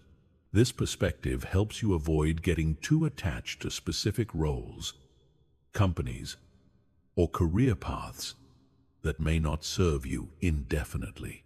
When you master professional detachment, you become much more effective in your career because you're operating from confidence rather than fear, from strength rather than neediness. You can take risks, speak truthfully, and pursue ambitious goals, because your emotional well-being isn't held hostage by professional outcomes. Chapter 14. Crisis. Proof. Detachment. The true test of your emotional detachment comes not during ordinary times, but during major life crises. When you lose a job, end a significant relationship, face health problems, experience financial difficulties, or deal with family emergencies, your natural tendency will be to abandon all the detachment skills you've developed and fall back into old patterns of emotional reactivity and attachment. Crisis situations trigger your most primitive survival instincts. Your brain interprets these challenges as threats to your existence and floods your system with stress hormones that make rational thinking difficult. This is when most people lose their emotional center and make decisions based on fear, desperation, and attachment to specific outcomes. But crisis is also when emotional detachment becomes most valuable. The people who navigate major life challenges most successfully are those who can maintain their inner stability while everything around them is chaotic. They can think clearly when others are panicking, make rational decisions when others are purely emotional, and find opportunities when others see only problems. The first principle of crisis-proof detachment is accepting that crises are inevitable parts of life. Most people live in denial about this reality. They believe that if they work hard, follow the rules, and make good choices, they can avoid major difficulties. When crisis inevitably strikes, they're emotionally unprepared and feel victimized by circumstances. Crisis-proof detachment means understanding that challenges, setbacks, and unexpected difficulties are normal human experiences. This doesn't make you pessimistic or paranoid. It makes you emotionally prepared. When problems arise, you're not shocked or devastated because you know this is simply part of the human condition. The second principle is distinguishing between what you can control and what you can't during emergencies. Crisis situations often involve many factors that are completely outside your influence. The economy crashes, someone gets sick, a natural disaster occurs, a relationship ends. Your ability to navigate these situations successfully depends entirely on focusing your energy on what you can actually control. During any crisis, ask yourself, what aspects of this situation can I influence? What actions can I take that might improve the outcome? What is completely outside my control that I need to accept? This clarity allows you to channel your energy productively instead of wasting it on futile attempts to control the uncontrollable. The third principle is maintaining long-term perspective during short-term difficulties. When you're in the middle of a crisis, it's easy to believe that the current situation is permanent or that things will never improve. This catastrophic thinking makes you more likely to make desperate decisions that create additional problems. Crisis-proof detachment means remembering that all situations are temporary. The financial difficulty you're experiencing today will eventually resolve. The relationship crisis you're facing will either be worked through or lead to a different arrangement. The health problem you're dealing with will either improve or you'll adapt to a new normal. The fourth principle is using crisis as an opportunity for growth rather than just survival. Most people approach difficult times with a victim mentality, asking, "Why is this happening to me?" and focusing solely on getting back to their previous situation. But crisis often contains opportunities for positive change that wouldn't have been possible during stable times. Job loss might lead to starting your own business or changing careers to something more fulfilling. Relationship problems might force you to develop better communication skills or recognize incompatibilities that needed to be addressed. Health challenges might motivate lifestyle changes that improve your overall well-being. The fifth principle is maintaining emotional stability while others around you panic. During major crises, most people become emotionally reactive, which creates additional chaos and makes problem-solving more difficult. Your ability to remain calm and centered becomes a tremendous asset, not only to yourself, but to others who depend on you. This doesn't mean suppressing emotions or pretending everything is fine. It means feeling whatever you need to feel, while maintaining your ability to think clearly and make rational decisions. You can acknowledge that a situation is difficult or scary while refusing to let fear control your actions. The sixth principle is avoiding desperation-based decisions during crisis periods. When people feel threatened or scared, they often make choices they would never consider under normal circumstances. They take jobs they hate, stay in destructive relationships, or compromise their values just to feel more secure. Crisis-proof detachment means maintaining your standards and values even during difficult times. You might need to be more flexible about timelines or methods, but you don't abandon your core principles. You make decisions based on long-term wisdom rather than short-term fear.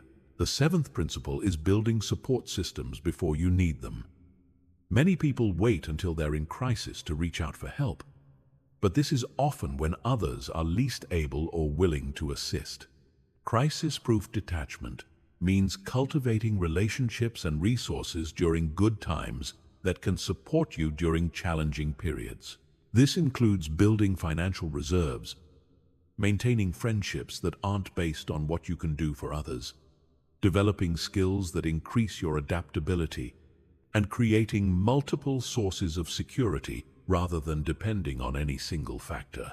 The eighth principle is extracting wisdom from every crisis experience. Each major challenge you navigate successfully increases your confidence in your ability to handle future difficulties. Each crisis teaches you something about yourself, reveals strengths you didn't know you had, or shows you areas where you need to grow. Keep a record of how you successfully navigated past crises. What strategies worked? What mistakes did you make that you can avoid in the future?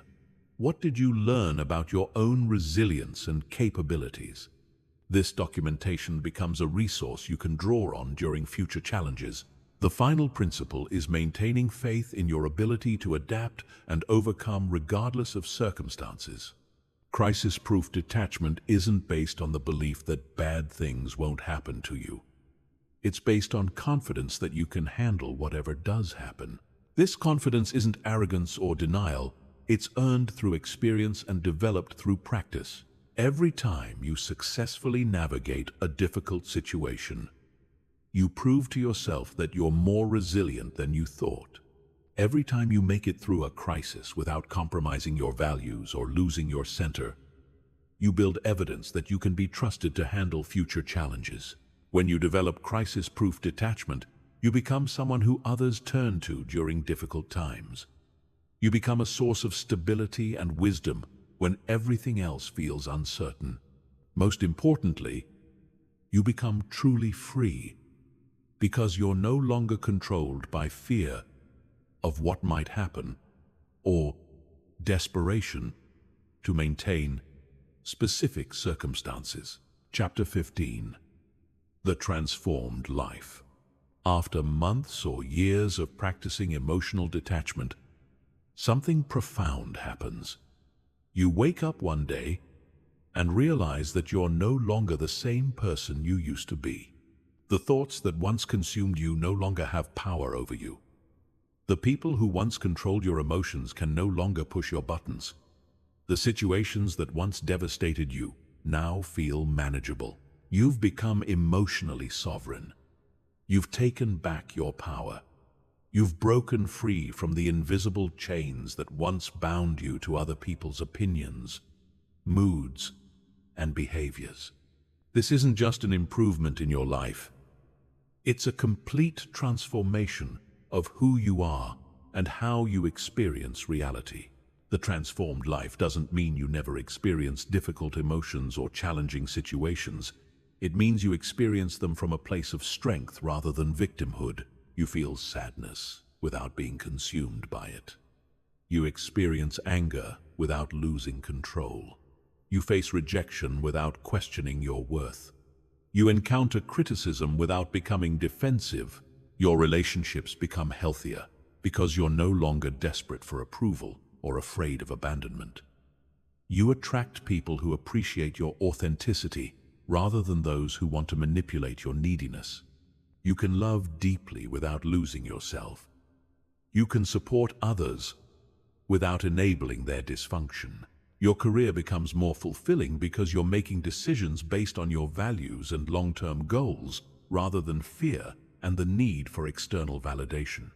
You can take calculated risks because your self-worth isn't tied to specific outcomes. You can speak up in meetings because you're not afraid of disapproval. You can leave situations that aren't serving you because you're not attached to maintaining others' perception of your success. Your inner life becomes peaceful because you're no longer at war with reality. You accept what you cannot change while taking full responsibility for what you can control. You stop wasting energy on resentment, worry, and attempts to control other people. You find contentment that doesn't depend on external circumstances. But perhaps the most significant change is the quality of your presence. When you're emotionally detached, you become fully present in a way that most people never experience. You're not mentally rehearsing what you're going to say next, or worrying about how others are perceiving you. You're not replaying past conversations, or anxiously anticipating future scenarios. This presence is magnetic. People feel seen and heard when they're with you, because you're actually listening instead of waiting for your turn to seek validation. You become someone others confide in because they sense that you won't judge them or try to fix their problems. You become a source of calm in a world full of reactive, needy people.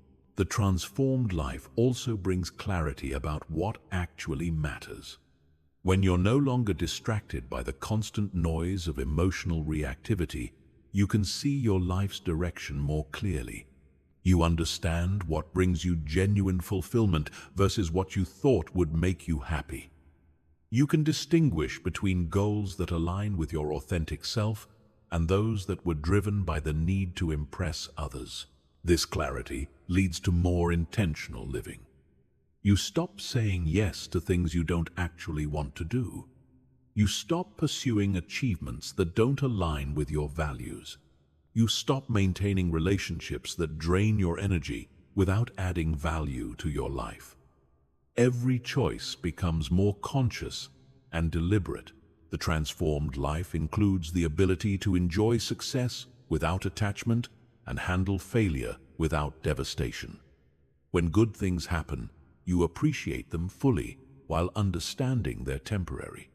When bad things happen, you deal with them effectively while knowing they don't define you. This creates extraordinary resilience. You become someone who can navigate any situation with grace and confidence. Others may crumble under pressure, but you remain stable. Others may panic during crises, but you maintain perspective. Others may be destroyed by rejection or criticism, but you extract whatever useful information is available and move forward. The financial benefits of emotional detachment are often underestimated. When you're not spending money trying to impress others or seeking retail therapy for emotional problems, you naturally become more financially responsible. When you're not afraid of taking calculated risks, you can pursue opportunities that build wealth. When you're not attached to maintaining a certain lifestyle to please others, you can make practical financial decisions. Your health improves because chronic stress from emotional reactivity takes a tremendous toll on your body. When you stop absorbing other people's emotions, stop worrying constantly about things you can't control, and stop seeking validation through unhealthy behaviors, your physical well-being naturally improves. The transformed life also includes deep compassion for others who are still trapped in emotional dependency. You remember what it felt like to be controlled by other people's opinions. You understand the pain of seeking validation that never comes. You recognize the exhaustion of constantly trying to manage other people's emotions. This compassion doesn't make you a savior or enabler. You don't try to rescue people from their emotional patterns because you understand that transformation must come from within. But you can be a living example of what's possible when someone commits to emotional growth. Perhaps most importantly, the transformed life includes unshakable inner peace. This isn't the absence of challenges or difficulties. It's the presence of deep knowing that you can handle whatever life brings. It's the confidence that comes from having faced your fears and discovered they were largely illusions. It's the serenity that comes from accepting reality as it is, rather than demanding it be different. This peace radiates outward and affects everyone you encounter. You become a stabilizing presence in others' lives without trying to be. You become someone others aspire to emulate because they can sense your freedom, even if they can't articulate what makes you different. The transformed life is not an end destination. It's an ongoing journey. You continue to face new challenges that test your detachment skills. You continue to discover deeper layers of attachment that need to be released. You continue to refine your ability to love without losing yourself, to care without becoming desperate, to engage fully with life while maintaining your emotional center. But once you've tasted this freedom, once you've experienced what it feels like to be emotionally sovereign, there's no going back to the old way of living. You can never again tolerate being controlled by other people's moods, opinions, or behaviors. You can never again accept the exhausting cycle of seeking approval and avoiding rejection. You have become the person you were always meant to be. Confident without arrogance, strong without rigidity, loving without desperation, present without neediness, free without isolation. This is your birthright. This is what's possible when you commit to taking back your power and living as an emotionally detached, fully alive human being. The choice is still yours. The power has always been within you. The only question is whether you'll use it.